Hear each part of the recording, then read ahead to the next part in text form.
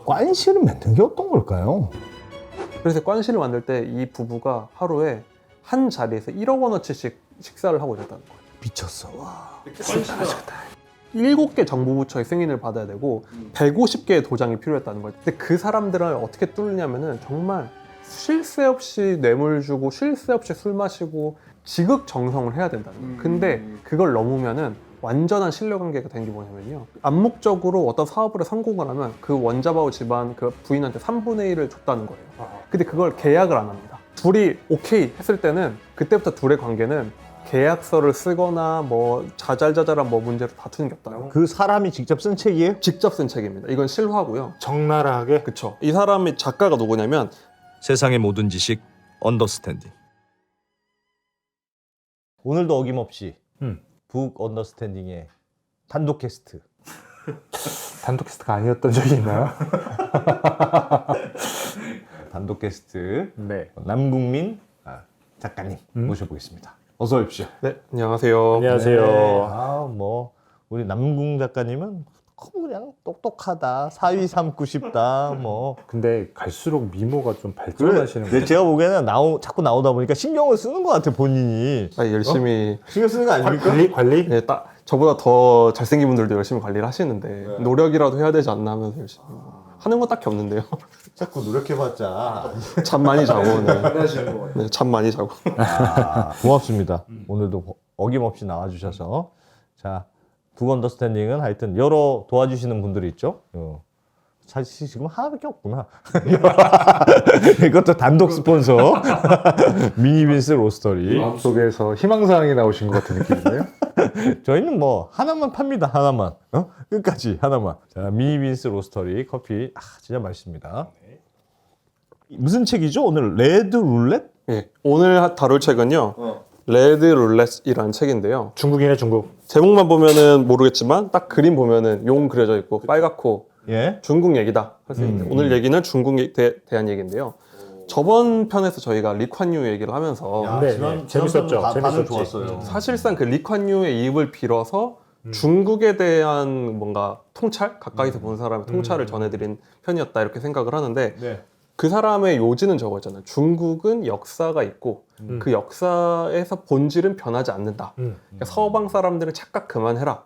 이게 이제 그 리콴유의 주된 주장이었잖아요. 네. 그러니까 저번 주에는 중국 얘기를 쭉 해봤는데 오늘 가져온 책은 그러니까 거기서 속편이다라고 볼 수 있습니다. 리콴유 책의 속편 같은 느낌. 그렇습니다. 저번에 리콴유는 뭐라고 했냐면 중국의 본질은 중앙 집권이고 분권화 민주주의는 되지 않을 것이다. 그리고 앞으로 중국은 민간 기업 중심으로 가야 된다라는 걸 했는데 네. 그러니까 따르질 않았죠. 중국이 실제로 그렇죠. 따르지 않고 공기업 중심에 오히려 더 독재적으로 가고 이런 현상이 있었다는 말씀을 드렸는데 그러면 그건 밖에서 본 거잖아요. 이제 외부에서 평가하는 사람들의 시각이죠. 우리도 이제 알잖아요. 오늘 가져온 책은요. 레드 룰렛이라는 이 책은 어떤 책이냐면 그 얘기를 직접 현장에서 겪은 사람이 쓴 책입니다. 그러니까 중국이 우리가 뭔가 격동을 하면서 우리가 예상했던 것과 다른 경로로 갔다는 건 다 아는데 예. 그런 그 안에서 그거를 다 몸소 체험한 사람이 있어요. 우리처럼 밖에서 그냥 얘기하는 게 아니라 정말 그 현장에서 뛰었던 사람이 있는데 그 사람이 쓴 책입니다.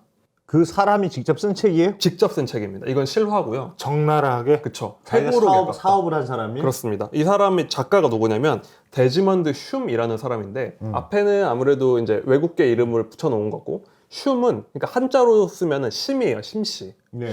네, 중국인인 거죠. 중국인 남성인데 사진을 보여드릴 텐데 굉장히 잘생기고 키도 크고 멋있는 중국인 스타일인데 사업가 스타일이에요. 예. 근데 이름이 이제 데지먼드 흉인데 이 흉이 어떤 사람이냐면 중국에서 슈퍼 리치가 됐던 사람이고요. 어느 정도 파워가 있었냐면 뭐 시진핑이랑 만나본 적이 있을 정도. 그러니까 중국에서 거의 재계로 치면 최고 정상까지 올라갔던 사람이 쓴 책이다.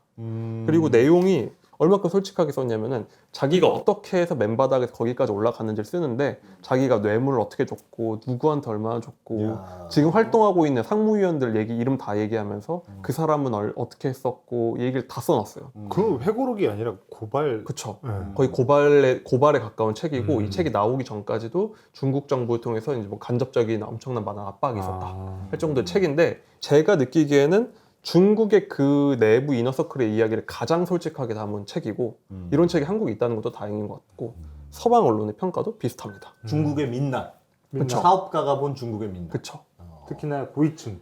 우리나라로 치면 대서특필할 만한 값이네. 중국에서는 당연히 뭐 발간은 당연히 안 되고 보도도 안 될 책이고 근데 서방에서는 정말 역사를 흔들 정도의 큰 폭로였던 거죠. 이게 중국의 금속. 네, 중국의 금서입니다. 중국의 금속. 알겠습니다. 레드 룰렛이라고 하는 거 보니까 막 그 배팅하는 그런 얘기가 나오나 봐요. 룰렛이 이제 뭐 뭔가 돌려가지고 뭐 네. 얻는다든지 네. 그 러시안 룰렛이라는 것도 있죠. 총알 하나 넣어놓고 이렇게 머리 한 번씩 쏘면서 거. 네, 음. 발사되면 죽는 그런 룰렛인데 두 가지 다 중의적인 의미가 아닐까 싶어요. 예. 근데 뭔가 아무튼 배팅을 하고 이 사람이 어쨌든 그 야성이 넘치던 시기에 성공하는 얘기를 담은 건데 그러면 이런 부자가 그 책을 왜 썼냐 궁금하잖아요. 그렇지. 사실 엄청 위험한 일인데 죽었을 것 같. 놀기도 같은데? 바쁜데. 이 정도면 그쵸. 잡혀갔을 것 같은데. 근데 이 사람이 이 책을 왜 썼냐면 이 책의 시작이 1장이 어떻게 시작되냐면요. 네.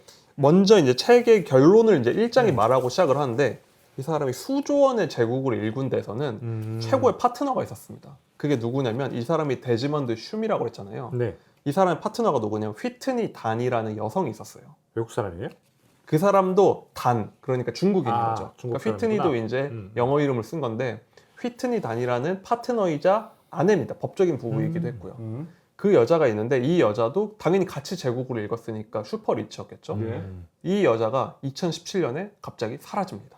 그래 그런다니까. 우리가 잘 아는 그 중국에서 부자들 갑자기 음, 사라지는 갑자기 거 사라지는 익숙하잖아요. 뭐 연예인도 사라지고. 음. 근데 이 사람이 2017년에 증발을 하는데 이 책이 2022년쯤에 출간됐을 거예요. 네. 그 기간 내내 생사를 아예 모르는 거예요. 사라진 다음에 사라진 다음에 뭐 통보도 없고 연락도 안 되고 그냥 증발이 된 거죠. 체포가 된 이후로. 그랬더니 데즈먼드는 이제 외국으로 나와서 이 책을 폭로를 한 겁니다. 열받았구나. 근데 이 책을 딱 읽으면서 저도 딱 떠오르는 책이 있었거든요. 저희가 한번 다뤘던 책인데 이 책 혹시 기억할지 모르겠지만 적색수배령이라는 책이 제가 한번 다룬 적이 있었습니다. 러시아 얘기. 그렇죠. 러시아에서 사업을 대성공을 했는데 갑자기 구금되고 뭐 동료들 사망하고 해서 이제 폭로했던 책을 푸틴이랑 소개해드렸는데 한판 그렇죠. 대차게 붙었던 사업가. 중국판 적색수배령인데 어. 흥미로운 거 뭐냐면 적색수배령을 쓴 걸 보고 이 사람이 자극을 받아 나도 폭로해야 되겠다고 쓴 책이에요. 그러니까 러시아의 민낯을 폭로한 책의 자매 책 같은 느낌인 거죠. 정말요? 네, 형제 같은 책인 거죠. 저도 하나 써야겠는데요. 또 폭로하시겠어요? 우리도 봤는데 언더스탠딩 수배를. 저도 하나 써야 될 것 같은데. 그래서 너무 흥미로운 게 자극받네. 이 책에 아예 감사하다고 써 있어요. 빌 브라우더가 적색수배령 썼는데 빌 브라우더에게 고맙다 할 정도의 폭로가 담겨 있는데 일단 기본적으로 책도 굉장히 잘 쓰고 재밌다. 연락처 있으세요? 제 연락. 이제 좀 들어가 보죠. 네. 그러면 이제 배경을 설명해 드렸고요. 네. 그럼 이제 슈미라는 사람을 중심으로 이제 쭉 이야기가 전개가 돼요. 춤은 어떤 사람이냐? 슈는 어떤 사람이냐가 궁금한 건데 네. 이 사람 나이가 68년생입니다. 1968년생이고 중국 상하이에서 태어났거든요. 그러니까 상하이는 뭐 예나 지금이나 중국의 뭐 상업 중심지였고 예. 그 역사가 엄청 오래돼서 뭐 19세기부터 이미 뭐 서양 세력들도 들어와 있고 일본이 한때 점령도 네. 하고 국제적인 도시였잖아요. 근데 이런 도시에서 자랐는데 근데 이 사람의 진짜 고향은 어디냐면 그 바로 옆에 수저우, 그러니까 소주죠. 예. 수저우의 지주 가문이었어요. 그러니까 집안 자체가 집안이 굉장히 잘 사는 좀 뼈대 있는 집안이었거든요. 할아버지께서 꼭 부자들은 출생의 비밀하면 사실 그 집안이 되게 좋아. 꼭 그렇게 나오더라고. 그래도 망해. 망했다가 그러다가 역경을 망해. 입고. 그렇지. 네. 아주 전형적이야 슬프죠. 너무. 굉장히 전형적이죠. 네. 굉장히 너무 전형적이고. 근데 또 전형적으로 어떻게 되냐? 중국 공산당이 집권을 해서 중화인민공화국이 네, 생기잖아요. 그렇죠. 예. 그랬더니 당연히 공산주의 국가니까 이제 이 집안이 망하게 생긴 거예요. 더군다나 지주 집안이잖아요. 부르주아는 그쵸. 척결 대상이니까. 근데 이때 이제 고민을 하는 거예요. 이제 저 베이징 정부가 들어섰을 때 소주에 있는 이 집안에서 어떻게 해서 이제 고민을 일단 이때 재산을 정리를 한번 하긴 했어요. 국공내전 당시. 상하이로 와 있었는데 그래도 부자인 거예요. 할아버지가 돈도 많은 데다가 변호사였어요. 근데 이건 딱 누가 봐도 부르주아의 전형이거든요. 그렇죠. 네. 그럼 이제 딱 결정을 해야 되겠죠. 이게 외국으로 도망을 갈 것인가 아니면은 남아 있어야 되나 고민을 하는데 당연히 남아 있어야 될 도망을 가야 될 것 같은데 당시에 중국 공산당은 어떻게 나왔냐면 지주들 다 죽인다 이게 아니라 우리는 착한 자본주의자들과는 협력을 해서 신중국 건설에 함께 하길 바란다 고 홍보를 한 거예요. 순진했어. 근데 이 얘기를 고민을 하다가 근데 또 이게 사람이라는 게 평생 자기가 살아온 터전이 여기 있으니까 버리고 가기가 좀 그렇잖아요. 갑자기 홍콩 가기도 그렇고. 그래서 이 할아버지가 인생이자 가문에 남을 실수를 한 겁니다. 상하이에 남는다. 결국 상하이 남았는데 그게 49년에 그 약속 중국이 이제 건국이 되거든요. 근데 그 약속이 몇 년을 갔냐? 불과 3년 갔습니다. 3년 만에 중국 공산당에서 척결당한 거죠. 다 숙청당하고 집안에 있는 그 연립빌라 몇 층짜리 집에 살고 있었는데 다 뺏기고 변호사 사무실 폐업당하고 이제 단칸방으로 쫓겨난 거죠. 봐봐. 찢어지는 거. 주인공의 딱 그 흐름대로 가네. 원래 부자였는데 억울한 사연을 듣고 가난의 길로 간다. 이게 참 공감되는 게 저희 외할아버지께서도 네. 북한에서 지주였다가 나와셨는데 그래서 주인공 아니 전 역경을 이분에게 비할 게 없는데 예. 근데 이제 슘의 아버지가 이제 그러니까 갑자기 상하이에 혼자 남게 됐어요. 가족들은 이제 고향으로 쫓겨난 거죠. 돈 다 뺏기고 고향으로 쫓겨나고 아버지 혼자 초등학생 때부터 상하이에서 근근히 산 거예요. 그러니까 얼마나 힘들었겠어요. 집안에 사람 돈도 없고 부모님도 이제 고향으로 돌아가시고 그러니까 이때 아버지가 이제 뼈에 새기는 거예요. 중국 공산당은 믿을 게 못 된다. 절대 이놈들은 믿을 수 없다라는 걸 마음에 새겼어요. 그리고 사실 얼마나 아버지가 원망스러웠겠어요.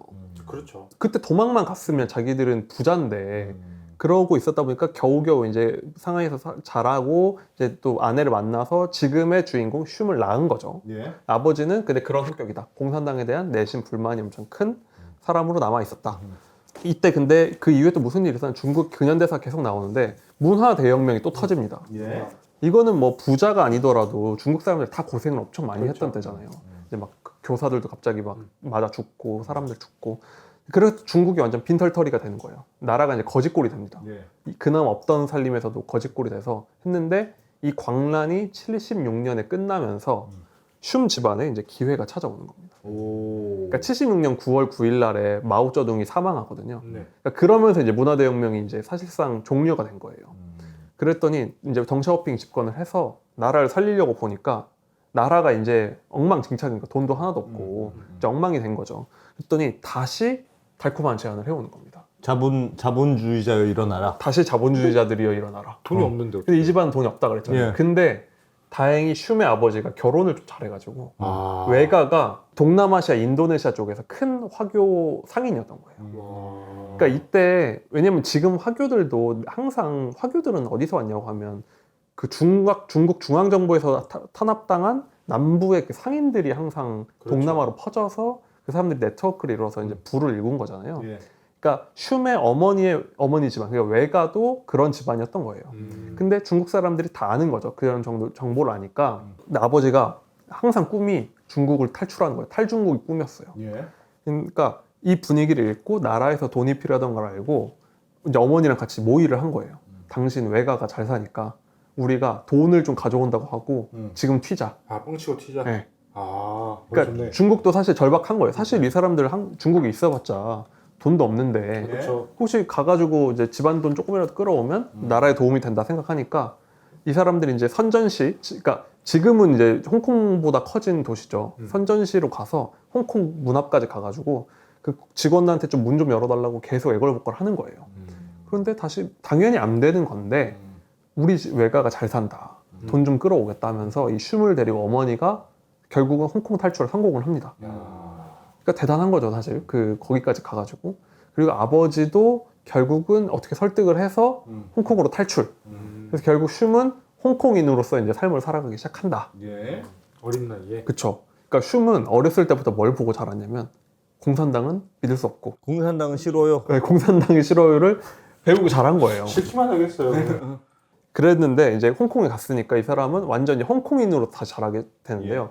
이름도 데지먼드잖아요. 그리고 지금 그런 외향 같은 것도 보고 하면 굉장히 세련된 그런 스타일로 되어 있거든요. 그러니까 이분이 아주 어릴 때부터 수영을 너무 잘해서 시 대표 막 이런 걸 할 정도고 운동도 잘하고 그러니까 약간 쾌남이에요. 쾌남. 호걸 느낌도 나고. 마음에 안 드네요. 뭐 오케이 알겠어요. 그쵸.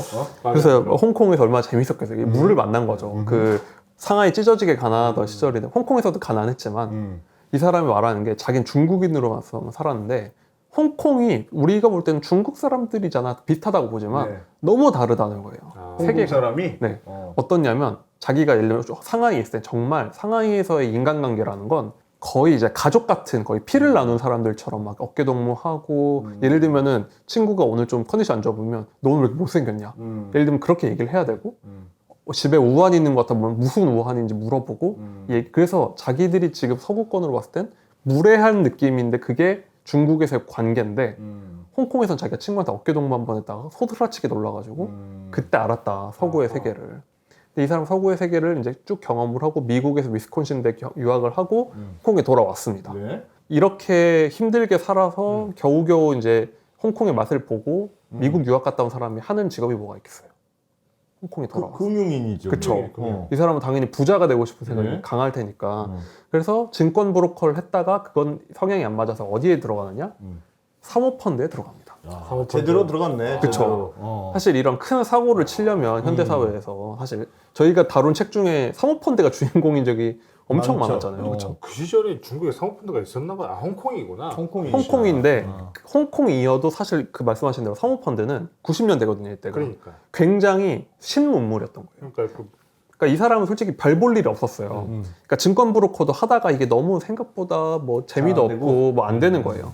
그랬는데 이 사모펀드라는데 일단 지원을 해봤는데 거기서 사모펀드 뭔지는 아냐 했더니 자기가 교과서에서 본 거 외웠던 거대로 말을 했더니 합격을 시켜줬대요. 이게 거의 처음 보는 비즈니스인데 사모펀드가 온갖 걸 다 하지만 이 사람이 맞았던 건 뭐냐면 이 사람은 중국물을 먹어봤잖아요.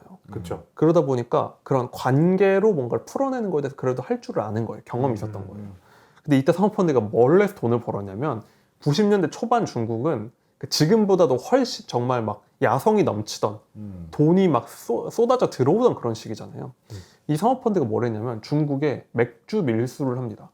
밀수를 밀 수출을 하는 거죠. 사모펀드가 네. 사모펀드가 직접 하는 건 아니지만 어떤 회사 하나 만들어서 아, 돈 되는 건 진짜 그쵸. 다르구나. 홍콩에 독일 맥주 판권을 갖고 있는 회사를 운영을 하는 거예요. 예. 아하. 그래서 근데 우리나라도 잘 살기 시작하니까 사람들이 해외 맥주 먹고 싶어 하잖아요. 그렇죠. 중국도 사실 자기들 맥주만 먹다가 얼마나 좋았겠어요. 아하. 이제 조금씩 소득이 올라오고 있을 칭따오만 시점이니까. 먹다가 그쵸. 칭따오 먹다가 그러니까 이 거기 사람이 하이네켄 하이네켄 그쵸. 먹고 싶은 거지. 양담배, 양맥주 이런 게 어. 너무 인기가 많은 거예요, 중국에서는. 근데 그때도 중국은 그 관세를 40%나 물렸다는 거예요. 너무 비싸잖아요. 자기들 맥주 보려고. 그러니까 방법은 뭐냐? 밀매를 해야 되겠다 했는데 그 밀매 방법이 뭐냐면 중국의 관시가 중요하다고 했잖아요. 예. 근데 밀매를 하려면 몰래 들어간다. 어떻게 들어가야 되냐면 네. 배가 있어야 되잖아요. 예. 그렇죠. 근데 그 배를 뭘로 했느냐?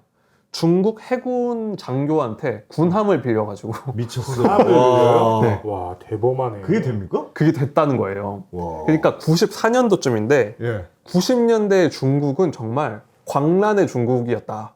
와. 근데 자기가 홍콩에서 정말 푼돈 벌고 아버지는 정말 맨날 일용직하고 사촌집에 얹혀 살고 이러고 막 찢어지게 가난한 상황이었는데 예. 자기도 별 볼 일 없는 직장인이었는데 어느 날 돈이 너무 많이 들어오는 거예요. 와. 그러니까 이 사람이 드디어 자기한테 기회가 왔다. 어. 이게 나의 길이구나 하면서 이제 성공 가도에 진입을 하기 시작한 겁니다. 일종의 돈을 매기고 그쵸. 돈을 매기고 군함을 조달해서 군함이니까 누구 건드리는 사람이 없을 거다. 그쵸. 생각하고 거기서 밀수를 본격적으로 한다. 그렇죠. 완전 범죄네. 완전한 완전한 범죄. 범죄죠. 여기서 뭐라고 할 정도냐면 어.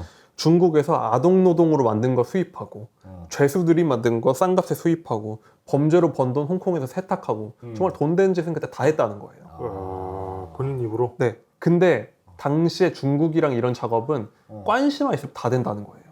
자기가 해보니까. 당시에는 그랬겠죠. 그쵸. 그리고 이게 중국인이 아니면은 미국인이 예를 들면 가서 그냥 하면은 이게 예. 좀 어렵잖아요. 예. 근데 자기는 어쨌든 중국이니까. 중국이니까 같이 만나서 아오타이도 한잔 할 수 있고 그러다 보니까 관시로 돈을 버는 거가 눈을 뜬 거죠. 이때 이 사람이 사모펀드니까 마윈 회장을 만납니다. 그러니까 당시는 회장이 아니라 그냥 창업자였겠죠. 그랬겠죠. 그때 당시면 뭐 조금만 했겠죠. 그렇죠. 그때 이때도 돈이 너무 쓸어 담던 시절이라 마윈한테 투자하려고 왔는데 그때 당시로 500만 달러를 투자할지를 얘기를 했는데 그럼 제가 투자하러 왔으니까 마윈한테 사업 계획서 좀 보여주세요 해야 될 거잖아요. 마윈이 코웃음 치면서 아니 골드만삭스는 나한테 얘기만 듣고 500만 달러 그냥 주는데 내가 당신한테 왜 보여줘? 이러면서 그냥 가라고 했다는 거예요. 그러니까 그 정도로 중국이 이야. 돈이 넘치던 걸 자기가 경험했다. 야. 근데 또 하나 깨달은 게 뭐냐면 네. 중국에서 이제 돌아간 비즈니스 방식을 배우기 시작하잖아요.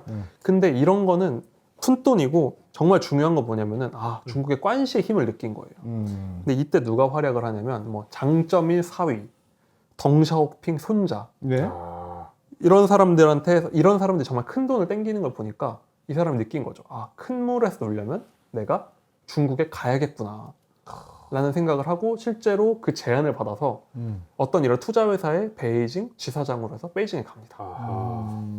그러니까 이 사람 입장에서는 큰 베팅을 한 거죠. 관시를 만들러 간 거예요. 관시를 만들어 간 저게 거죠. 신정보. 그렇죠. 정말 이렇게 돈을 버는구나 확실히 깨닫고 이제 본진으로 들어간 거죠. 관시를 맺는 게 어떤 걸까요? 그러니까 술 먹이고 뭐 그런 건가? 그래서 사실 저도 그러니까 한국인들은 어지간하면 관시를 들어는 봤어도 예. 그러니까 우리가 그냥 저녁에 사람 알고 지내고 뭐 예를 들면 골프 치고 이런 거는 아는데 도대체 중국은 어느 정도길래 이런 정도 얘기를 하잖아요. 그러니까요. 그래서 제가 이 책을 정말 재밌게 읽고 권하고 싶은 이유는 정말 중국의 관시가 어떻게 돌아가는지를 정말 생생하게 보여주거든요. 예를 들면 그러면 이제 베이징에 들어갔잖아요. 네. 그럼 여기서 아까 처음에 말씀드렸던 그 실종된 휘트니 단을 여기서 만나요. 네. 와이프를. 네, 와이프를 만납니다. 어. 근데 와이프가 관시의 여왕이에요, 정말. 그러니까 이 사람은 어떤 사람이냐면 이때 직급이 이미 그레이트 오션이라는 부동산 개발 회사의 회장이었어요. 여잔데 와이프가? 와이프가 예? 사라진 이때는 와이프. 와이프가 아니었고 어. 처음 만날 때 어. 처음 만나던 때 봤는데 그 사람이 30대 여성인데 회장인 거예요. 와. 근데 이 여자가 어떤 사람이냐면 어. 그 산동이라고 중국에서 치면 이제 시골인가 봐요. 예. 산동에서 자라서 이제 공과대를 나와서 컴공과를 나왔고 거기서 과 수석을 한 겁니다. 그러면은 컴공과 수석을 하면 우리가 생각할 때는 뭘 하면은 적절할까요? 개발자. 뭐 개발자. 개발자나 뭐 창업을 하거나 이래야 되잖아요. 한국과 컴퓨터. 근데 중국에서는 과 수석한 컴공 여성이면은 여성이 아니더라도 컴공에서 수석을 하면 뭘 했냐면 대학 총장의 비서가 됐다는 거예요. 어? 왜? 근데 이게 정말 이상하잖아요. 어. 왜 갑자기 비서가 되지? 어. 중국의 본질적인 작동 방식이 여기서 나오는 겁니다. 어. 중국에서 대학 총장이라 함은 어느 대 총장이 아니라 이 중국이라는 거대한 공산당을 중심으로 돌아간 시스템의 한 부분이거든요. 총장이라 하면 쉽게 말해 그 당의 핵심이랑 닿아 있는 엘리트인 거예요. 아하. 이 사람은 비서가 된다는 거는 그 사람 밑에서 이 이너 서클이 돌아가는 작동 방식을 보고 배울 수 있는 시스템 안에 들어간다는 거죠. 오. 그러니까 가장 이 나라에서 엘리트들을 비서 이런 걸 시켜가지고 이 이너 서클의 맛을 보여주는 거예요. 예. 그러니까 중국 공산당이 돌아가는 이유가 이런 식의 최고 엘리트들을 모두가 공산당원이 아니거든요, 사실.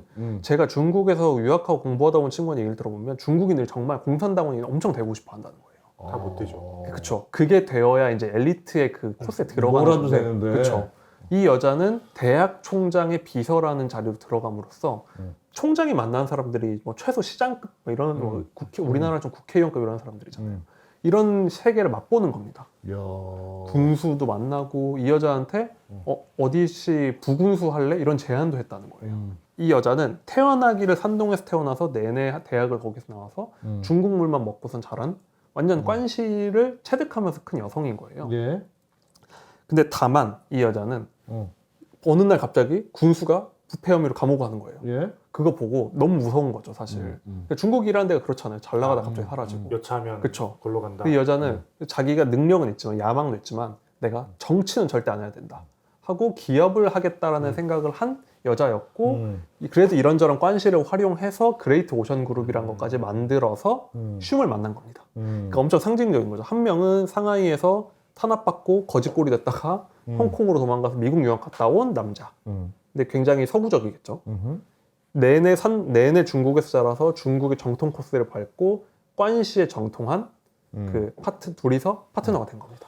둘 다 눈에 진짜 성공 욕구가 이글이글했겠네요. 그쵸. 이 둘의 얘기를 들어보면 정말 뜨겁다라는 게 느껴질 정도? 방식은 조금 다를지 모르지만 정말 둘이 성공해야겠다는 욕구가 엄청 강한 거예요. 그러니까 이미 30대 초반의 그룹이라고 하면 그렇잖아요. 어쨌든 회장. 그리고 한 명은 이제 성공한 성우펀드 그 직장인인데도 둘이서 결국 서로를 알아본 거죠. 그리고 중국이 좀 되게 대단하다고 해야 되나? 좀 우리랑 다른 게 30대 여성이 건설사의 사장, 회장이 됐다는 그쵸. 것도 자체가 뭐 상상이 쉽지 않은 일이죠. 그러니까 이게 제가 이제 앞으로 사실 오늘의 방송 거의 관시란 무엇인가에 대한 얘기에 가까운데 관시. 근데 결국은 이 여성분이 온갖 이제 그런 사람 관리도 너무 잘하고 잘 만나고 하면서 회장까지 됐다는 것 자체가 어찌 말씀하신 대로 하는 거에 따라 순식간에 성공할 수도 있는 길이 열려 있다는 거예요. 그렇게 하는데 이 사람이 말하는 게 중국에 성공하려면 두 가지가 필요하다. 하나, 사업적인 능력과 기술. 그건 당연한 거죠. 예. 두 번째, 그 모든 게 사실은 공산당의 이익에 부합이 되어야 된다. 그 부합을 누가 시키느냐? 관시가 있는 관계로서만 할 수 있다. 네. 그러니까 휘트니단이 그걸 해주고 자기가 능력 있다. 사업을 한다 이거예요. 그러면 둘이서 이제 파트너로 붙었어요.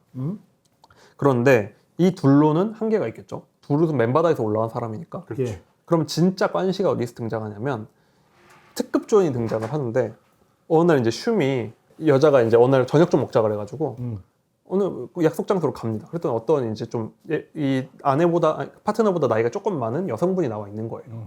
그래서 그냥 친한 언니 뭐 이런가 보다 하면서 밥을 먹은 거죠. 먹었는데 다 끝나고 나서 알고 보니까 그 여성분 누구였냐 물어보니까 원자바오 총리의 부인이라는 거예요. 그 사람이. 그러니까 원자바오 총리잖아요. 그러니까 이 사람들이 만난 게 2002년이거든요. 근데 중국은 이런 그 당시에는 지금보다는 정치적 안정적이었기 때문에 원자바오가 내년에 2003년에 총리가 된다는 게 확실시되던 시점이고 총리를 하면 그래도 서열 2위거든요. 그렇죠. 그렇기 때문에 엄청난 사람인데 그 사람의 부인이 사실 이 휘트니단의 핵심 관이셨던 거예요. 그러니까 이 여자가 너무 사람한테 잘하고 뭐 이런 뭐 같이 얘기도 잘 나누고 하다 보니까 이 여자가 그래서 그 춤을 왜 같이 자리를 했느냐? 일종의 허락을 받은 거죠. 이 사람 얼굴 한번 보여줬는데 오케이가 떨어지니까 이 셋이서 이제 본격적인 사업에 들어갑니다. 그러니까 중국에서 사업을 하려면 정말 파워풀한 한 명의 백이 있어야 되고 예. 그 밑에 그 관계를 유지할 수 있는 관시를 잘 관리하는 사람 그리고 실제 이 사업을 굴리는 실행자 실행자. 이 셋이 있어줘야 중국에서 성공할 수 있다는 거죠. 어렵겠다 사업에 성공하기. 굉장히 쉽지가 않죠. 이게 굉장히 이 사람들만 해도 아둥바둥해서 올라간 거고 엄청난 백이 있는 거잖아요. 원자바오 총리 같이. 그렇죠. 그렇기 때문에 오늘 말한 것처럼 슈퍼 리치가 된 과정이 그나마 문이 열렸다. 고 할 수가 있는데 근데 또 한편으로는 어느 정도 어떤 면에서 그 관시란 것 자체가 능력이 될 수가 있는 게 이 네. 여자가 사실 그 공부 잘한 건 있지만 집안은 진짜 별 볼 일 없거든요. 그러니까. 그런데도 원자바오라는 서열 2위의 부인과 친해져가지고 어쨌든 길이 열렸다. 그건 중국식 성공이 어떻게 이루어진지가 알 수 있는 거죠. 그럼 이제 어떻게 중국에서 사업이 시작되느냐 세팅까지는 이루어졌고 실제로 돈을 어떻게 버냐 하면은 이 사람이 한 프로젝트가 뭐냐면 수도 공항 프로젝트를 하거든요. 수도 공항 프로젝트. 어. 그러니까 우리가 베이징 간다고 하면 어느 공항으로 가냐면 베이징 서우두 공항으로 가거든요. 네. 안 가봐서. 서우두가 수도입니다. 수도. 서우도가 수도예요. 네, 서우두가 수도공항. 이제 수도 공항이에요. 예.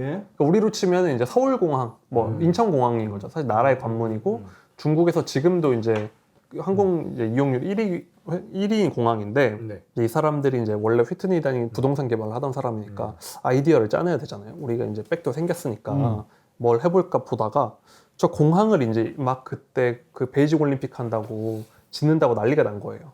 그러면은 이 여자가 봤을 때는 아이디어를 생각해 봤을 때 저렇게 큰 공항이 들어오면 당연히 화물도 크게 들어올 것이고 그럼 그 화물을 모아놓는 화물 허브가 필요하지 않을까? 물류 창고가 그 옆에 엄청 큰 게 있어야 될 것 같아 라는 생각을 한 거죠.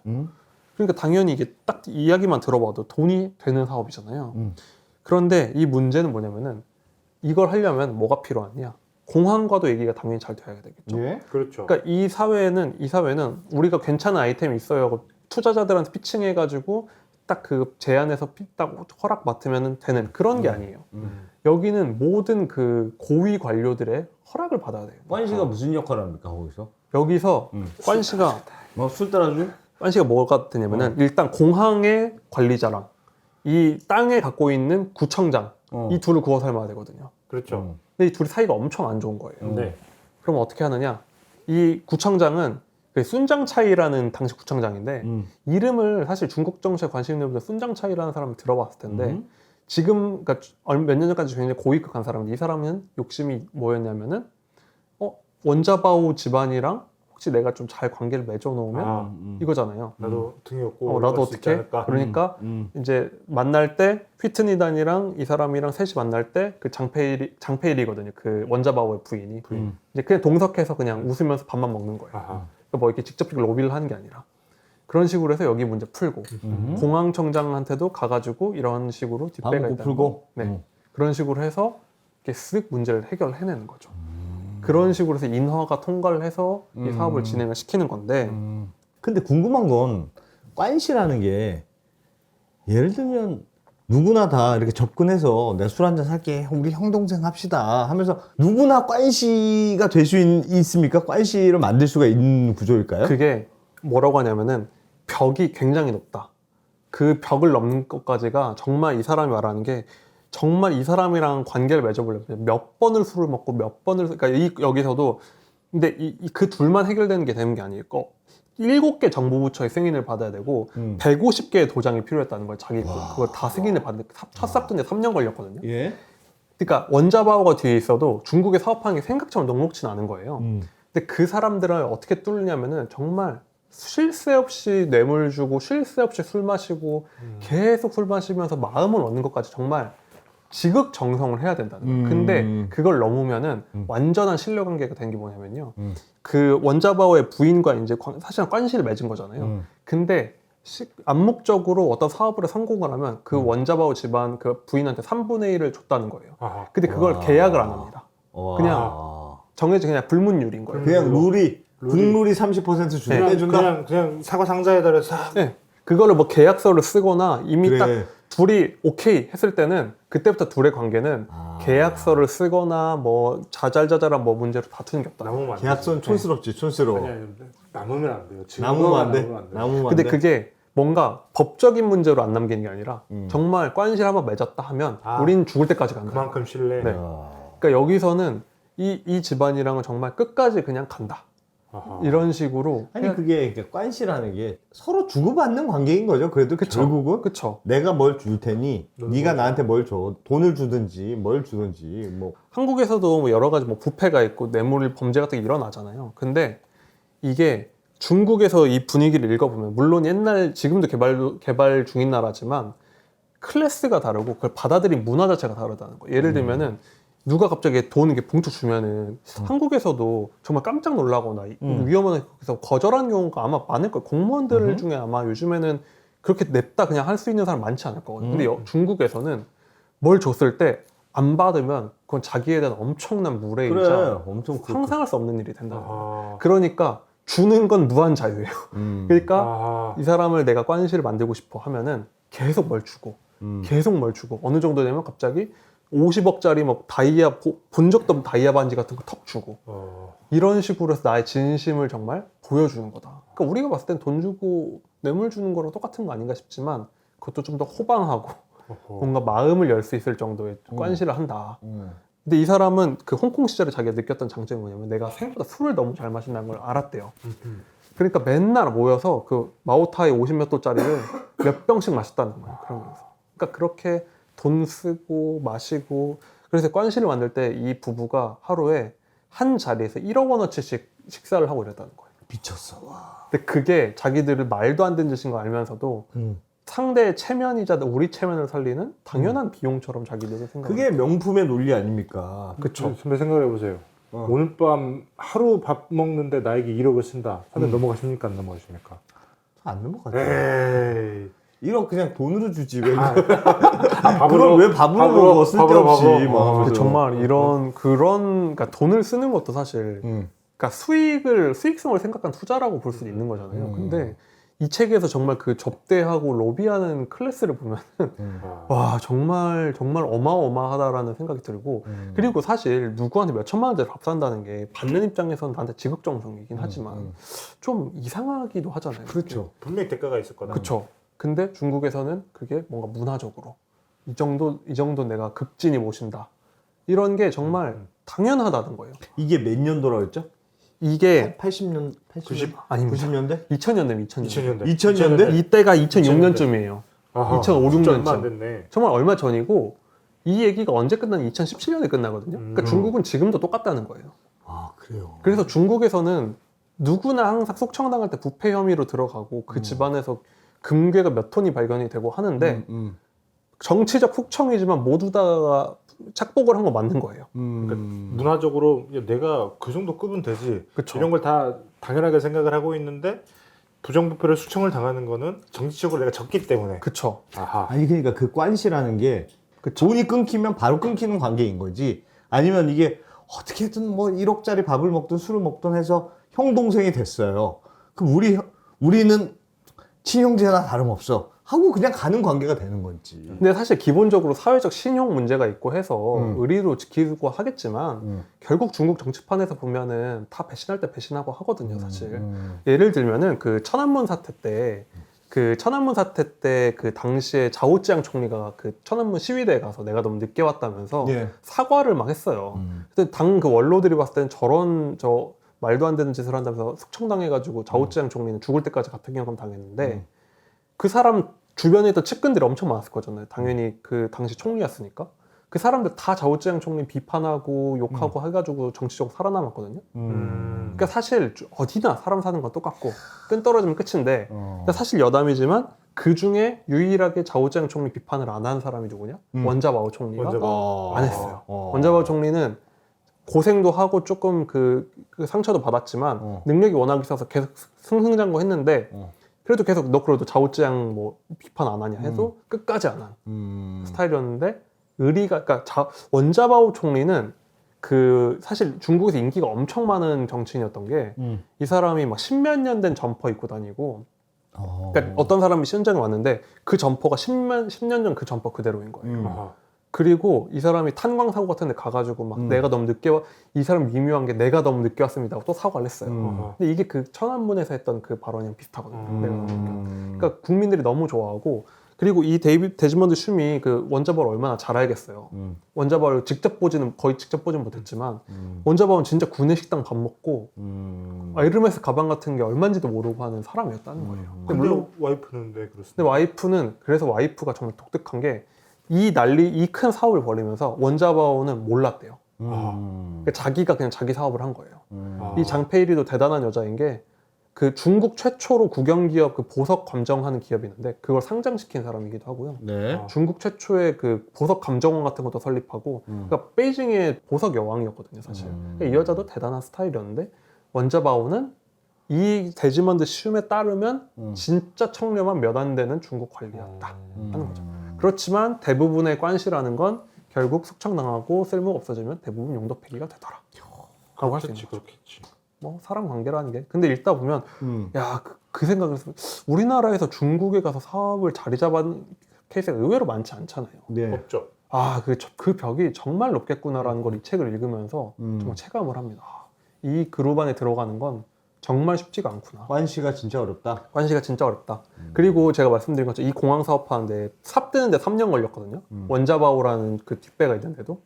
근데 그런데도 진짜 정말 죽을 힘을 다해서 맨날 그 굽신거리고 다니면서 사업을 한 거예요. 근데 정말 이 나라에서 정말 알짜 사업은 다 누가 하느냐? 홍색 귀족이라고 부르는 그러니까 예를 들면은 마오쩌둥 아들, 아하. 등소평 손자 이런 사람들이 있을 거잖아요. 그러니까 귀족이거든요, 이 사람들은. 네. 이 사람들은 뭐 어디 가서 굽신거리 이럴 것도 없이 그냥 뭐 면세점 사업 이런 거, 주차장 사업 뭐 이런 거는 다 그냥 그 사람들이 누워가지고 다 하고 이제 데지먼드 슘 같이 정말 발에 땀나게 뛰는 사람들만 이제 개발 굽신거리고 원자바오 총리마저도 홍색 귀족은커녕 집안이 좀 미천한 편이거든요. 그렇기 때문에 이 사람들 끝발이 그 정도는 아니었다. 그러니까 중국이 어떻게 돌아가느냐를 좀 보여주는 그런 사람인 것 같아요. 그래서 여하튼 알겠습니다. 네. 그 수도 국제공항 사업을 정말 고생을 해서 성공을 시키고 수백만 달러, 수천만 달러를 버는데 성공을 하면서 이 사람들이 이제 진정한 부자의 길에 접어든 거죠. 드디어. 부자가 됐다. 부자가 된 거죠. 끝? 이게 아니죠. 그렇지 않죠. 설마 아직 몰락의 길이 남았지 않습니까? 몰락의 길이 이게 전형적인 스토리를 따라가려면 지금 그쵸. 부모가 망해서 가난한 어린 시절을 보냈는데 애는 또 잘생겼어. 맞아. 어? 노래도 똑똑해. 잘해, 운동도 잘하고. 운동도 잘하고. 와이프를 만났는데 와이프도 와이프, 영월이야. 심지어 영월이야. 거기서 또 귀인을 만났습니다. 무협지 같아 이거. 그리고 그 중국의 최대 공항 사업을 해냈다. 그러니까. 자기 나라 최대 관시를 공항, 통해서. 관시를 통해서 해냈다. 억대 밥 먹여가면서. 그쵸. 그걸 해놨을 때 얼마나 쾌감이 컸겠어요. 그렇지만 역시 인생의 위기라는 건 가장 잘 나갈 때 오는 법이죠. 야, 제가 예전에 중국에서 사업하는 친구한테 들은 적이 있어요. 근데 중국은 진짜 자본주의적이라는 거야. 중국에 사업하는 친구가 계십니까? 네, 중국에. 근데 그 사업하는 친구가 있는데 그 친구도 막 관시 얘기하는데 중국은 진짜 다르다는 거예요. 예를 들면 우리나라에서 어떤 공장에서 원래는 네. 평소에 100개씩 납품을 받는 공장이 있다고 해봐요. 네. 근데 갑자기 주문이 너무 몰려서 300개를 만들어야 돼. 네. 그거 안 되잖아요. 안 되죠. 아무리 그래도. 그러면 우리나라는 그거는 진짜 힘듭니다. 300개로 어떻게 만듭니까? 그게 우리나라의 방식인데 중국은 100개로 만드는 공장에 내일까지 300개를 보내죠. 그러면 그거는 얼마를 더 주셔야 됩니다. 항상 이렇게 대답하는데 그래요? 안 된다는 말이 없다는 거예요. 그거는 그거요? 그거는 한 3배 주셔야지. 뭐 이렇게 어떻게 만들어요, 근데? 그냥 밤새도록 있는 사람 없는 사람 동원해가지고 그냥 만든대. 없는 것도 와. 되게 하는 힘이 있다는 거죠. 그냥 없는 것도 되게 사장님 참 어려운 부탁하시네. 그건 얼마입니다.